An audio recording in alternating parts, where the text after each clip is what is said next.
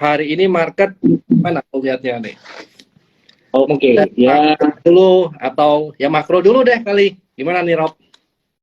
boleh. Jadi gini, mungkin kita lihat hari ini kan banyak ini ya, banyak flow masuk lah. Ya mungkin ada dua hal. Pertama bisa jadi dari emisi air balancing, kedua ya biasa kalau akhir bulan window dressing lah. Gitu. Cuman yang agak menarik di sini sih Oh, maksud sebenarnya nggak banyak perubahan di MSCI nih bobotnya ya. Kalau teman-teman mungkin coba lihat ya edition correlation-nya dari MSCI Index ini saham-sahamnya ya saham-saham yang biasa-biasa aja gitu ya. Contohnya mungkin kayak gudang garam, relation dari global MSCI gitu. Ya kita lihat juga gudang garam hari ini selling pressure gede bro ya, sampai terjek bawah. hmm. Ada brand ya kayak ADMR, tapi yang menarik ya sampai ke ADMR kenapa penurunannya nggak terlalu dalam, mungkin sudah well expected ya, sudah price in dari beberapa waktu yang lalu bahwa ADMR ini sudah keluar. Kalau dari transaksi value kita lihat besar, 1,5 triliun untuk ADMR. Cuman minusnya kecil, 0,6%. Ya, ya. Nah, yang menarik lainnya ini sebenarnya walaupun tidak banyak perubahan, tapi kita lihat flow besar itu masuk ke kita ya. Ya bisa dilihat index mover lah hari ini ya, dari big banks, Bank BRI, Bank BCA gitu. Nah, Ya. ini aja Bank BRI BCA hari ini naiknya 2,6 sampai 3% ya bro ya. Transaksinya besar pula lagi. Ya, ya. Sekelas Big Cap dan LQ45 gitu. Ya, ya. Lu ada Ini cukup menarik sih. punya transaksi value berapa nih? Ada ingat nggak, Bro? Oke, kalau hari ini ya, hari ini kita lihat sih total transaction value ya. 25 aku lihat tadi nih. Ya mungkin nyambung yang lu bilang tadi ya Rob, yang mungkin karena dari balancing. Terus ada juga Betul, 26T ya, 25 sampai 26T. ya, betul. Ada juga ini ya, Bro, apa namanya? Indeks syariah juga ya. Nah, itu mungkin yang buat tentu banyak ya. Nah, ya indeks syariah betul. Ya yang kita tahu sih yang sudah jelas tuh relation di indeks syariah ada MDKA sama satu lagi MTEK gitu. Cuman memang gue butuh informasi tambahan sih ini seberapa besar gitu ya outflow dari indeks syariah. Gitu. Oke, jadi yang jelas kelihatan kan dari MTEK-nya auto reject hari ini. Kalau MDKA-nya mungkin cenderung stabil karena flow-nya juga kuat gitu ya. ya. Flow dan sentimen pasar sama mereka punya performa masih firm gitu. Jadi kayaknya nggak dibuang besar-besaran kayak MTEK. Nah, jadi mungkin kalau teman-teman lihat ya, yang maksud sama Robi itu hari ini MDKA sama MTEK ya, yang ini kurang lebih bobotnya sekitar 7% ya, sampai 5% lah ya. Nah, itu sekitar 500 sampai 800 bioan ya. Kalau tadi kita teman-teman di research, kayaknya ini nggak akan berlama-lama sih, mungkin akan sebentar. Nah, tapi malah sebenarnya gini, Rob, dengan adanya buangan seperti ini, kalau memang ini company yang bagus, harusnya orang-orang akan ini ya, akan apresiasi juga ya, akan beli waktu harganya murah nih ya. Nah, itu sih poin yang gua rasa kita harus sama-sama lihat ya. Mungkin sekarang kalau turun kita tunggu sampai selesai kali ya, Bro ya. Barusan betul. Kita bisa tunggangin waktu dia naik ya. Tone-nya masih inline juga ya kali ya, Rob ya. Kayak ya. Harusnya ya dia turun ya, kita ngomong makro tadi misalnya open itu suatu saat dia pasti harusnya nah, gitu kan. betul. Ya cuman kalau sedikit boleh saran Bro, kalau posisi seperti sekarang dengan volume sell yang besar, kalau ada tanda reversal baru kita coba deh spekulasi. Nah, itu benar sih. Tanda reversal volume bagus kita spekulasi silakan. Jadi maksud lu kita tunggu dulu ya, risknya kita taker dulu gitu kali Bro ya. Iya, betul Bro. Iya. Ya, sama ini sih satu yang menarik Bro dari LQ45 ini yang cukup underperform indeks ya. Ya kita tahu Goto lah belakangan ini kan turunnya lumayan dalam. Sebenarnya sih kalau boleh sedikit bahas nih Bro ya, mungkin kulitnya aja kita bahas ya. Secara performa di kuartal 3 sebenarnya ada improvement dia. Dia improvement. Kenapa? Karena burn cash-nya dia dikurangin. Yang biasa 3 triliun cuma tinggal 1,3 triliun gitu.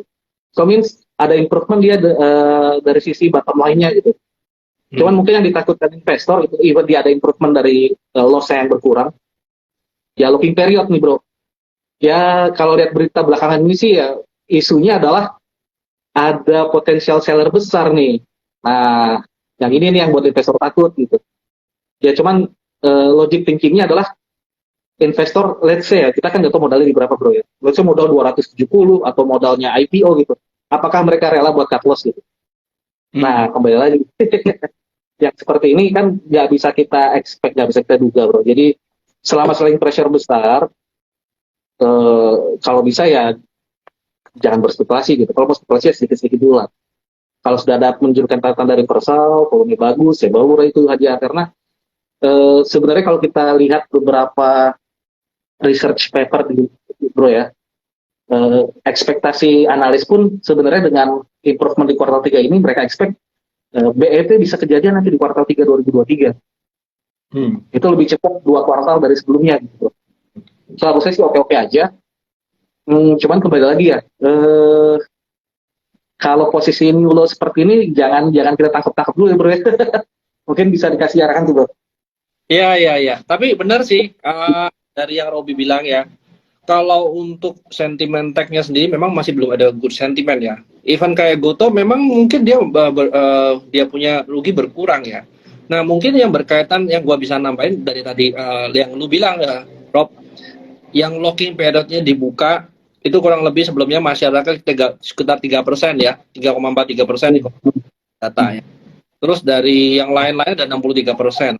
Jadi kalau ini locking periodnya dibuka ya 63 tambah kurang lebih sebanyak itu orang bisa jualan kalau mau jualan. Tapi apakah kedepannya dapatnya itu di harga maksudnya yang kayak investor pertama ya yang valuasi jauh lebih murah.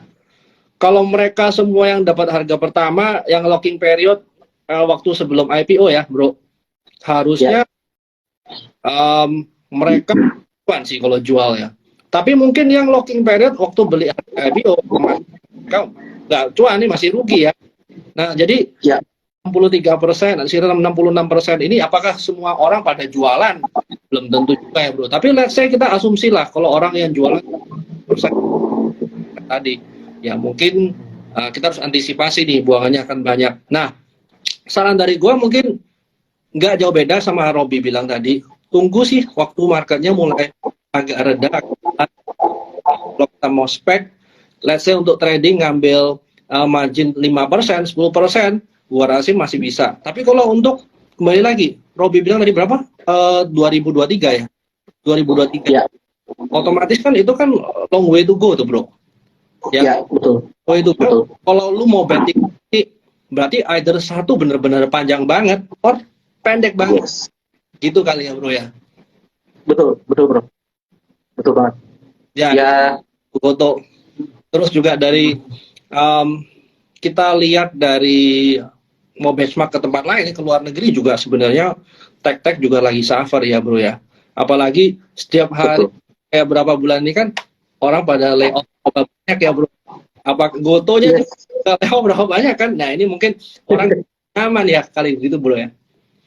Betul. Ya yang sudah dijalankan kan kurang lebih 1.300 karyawan di layoff ya.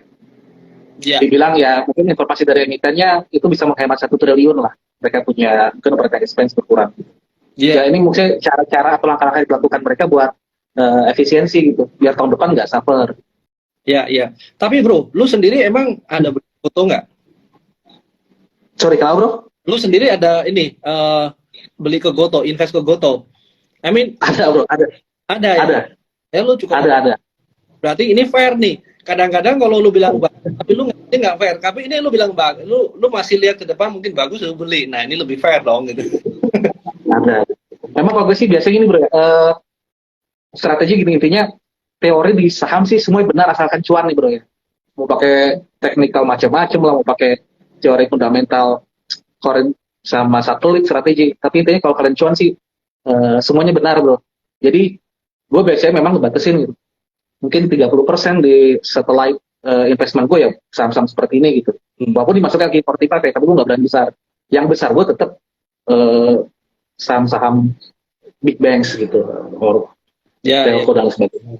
Ini lebih make sense. Jadi kalau memang risikonya gede, mungkin lu takar spending untuk budget ini nggak sih kali gitu ya bro ya. Betul, betul, betul. Tapi pertanyaan gue, kenapa kok lu ke Gotonya nih? Kalau kita ngomong yang sama-sama barusan IPO ya Goto sama Buka nih. Kenapa kok gak ke Bukanya bro? Sini kalau lu lihat Bukanya lebih profit ya.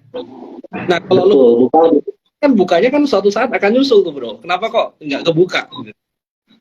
Agree. Jadi sebenarnya saya Buka juga sebenarnya masuk radar kita sih. Cuman kan yang kita tahu biasanya nih bro ya, biasanya kalau penurunan saham ya kita yakin di perusahaannya oke, cuman penurunannya secara drastis tanpa alasan fundamental yang jelas gitu ya, biasanya lebih cepat balik nih bro gitu dibandingkan yang biasa-biasa saja. Makanya ini gue jujur kalau di Goto sih lebih ke spekulasi beli ya, betting lagi. Saya juga nggak terlalu besar. Nah mungkin dibuka juga oke karena ya perusahaannya sebenarnya cash-nya besar gitu, even mereka nggak usah melakukan apa-apa, from interest income-nya sudah bisa perform. Cuman kalau Goto ini kan ya gue sebenarnya nyari apa potensial upside yang lumayan besar loh. Lumayan aja, gue nggak terlalu besar, jadi even yang Gotonya dihajar lagi ya it's okay, gue masih tenang santai. Nah itu bro, size lu mungkin nggak gede bro, tapi size branch lu gede bro. Kalau semuanya masuk bisa naik gitu, gawat dong itu. Itu benar. Nah tapi itu benar sih. Nah kalau dari tek-tekan sih gue masih lihat yang paling penting yang orang dia bisa hidup lebih panjang aja sih sekarang ini ya. Yang kira-kira kalau kemarin lu baca ada report yang Mari itu ya, itu dia kan punya duit kurang lebih dia punya dana kurang lebih safe sampai 2024 ya, 2 tahun. Nah sebenarnya semakin panjang lu punya nyawa tergantung dari itu sih. Nah mungkin kalau gua masuk, gua cari yang seperti itu. Nah anyway nggak ada yang salah sih dari Buka, Foto masuk ya atau tag yang lain sih. Nah apalagi nih bro, kira-kira yang hari ini lu lihat menarik deh, hari ini dulu nih. Boleh. Kebetulan juga nih kita baru rilis research reportnya nih bro. Gue tertarik sama Buffin. Waduh, ini kalau Buffin jawab dulu nih hari ini, jangan ngerecokin di sini kali. Oke, gimana? Boleh gini. As we know ya sebenarnya Buffin ini bisa dikatakan financing company yang non dealer terbesar di Indonesia satu bro. Yang dealer mungkin besar banyak lah, cuman non dealer terbesar Buffin. Kalau kita lihat, kita break dia punya disbursement loan sih mostly ke vehicle bro ya, 4 wheel atau wheels lah, both of them lah, seperti persen lebih lah dari sana funding mereka, which is collateral base-nya ada, itu Spengler Flat. Sama sisanya mungkin bisa dilihat ya, dia baru aja join partnership ya sama salah satu pinjaman online lah. Kalau kita tahu, tapi belum besar saya sih mungkin. Nah, kalau dari strategi gue suka gini bro, Buffin ini setahu gue cukup prudent lah, mungkin bisa dibilang sangat prudent. Kenapa? Kalau kita lihat tahun 2020 itu kan mungkin banyak perusahaan-perusahaan financing suffer nih bro ya. Tapi action mereka mungkin agak terlambat gitu. Cuman untuk action, untuk Buffin, actionnya cepat. Kalau kita telusuri lebih lanjut kan, kita lihat di 6 month 2020-nya mereka naikin NPF nih bro, non-performing financing. So mereka udah duluan ngebukuin loss-nya di early 2020. Mereka lihat untuk membuat bantalan lah cushion di next year sehingga NPF-nya tidak terlalu tinggi. Mungkin ini yang dua suka sih bro. Perusahaannya very prudent gitu. Jadi kita lihat belakangan ini NPF-nya itu di bawah 2. Kalau kita lihat bro. Instead kalau NPF atau yang mungkin kalau di bank NPL istilahnya, NPF di bawah 2 ini kategorinya sudah sangat baik loh. Ya. Sudah sangat baik gitu. Nah, mungkin itu ya. Yang kedua sih sebenarnya kita lihat kalau lihat ownernya ini siapa nih bro ya. Kalau lihat ownernya siapa di belakangnya, grupnya siapa yang kita mungkin yang orang-orang sudah pernah tahu lah. Yang gue suka dari si Buffin ini kemungkinan besar ya ada korelasi lah antara Buffin, Arto, Goto, sehingga mereka bisa buat istilahnya itu kerjasama di antara mereka ya bro, untuk mungkin project disbursement loan-nya untuk Gojek gitu, atau dapat financing murah dari Arto maybe gitu, karena kan mereka itu bersinggungan lah. So dari back group mereka punya backup oke, perusahaannya oke, kita lihat laporan keuangannya even bagus bro. menurut gue sih cukup bagus lah ya. Ya, ya. Dia bisa ngumpulin net interest margin ini mungkin growth 60%-an kali bro ya di 1,3 triliun ya di kuartal 3 ini ya.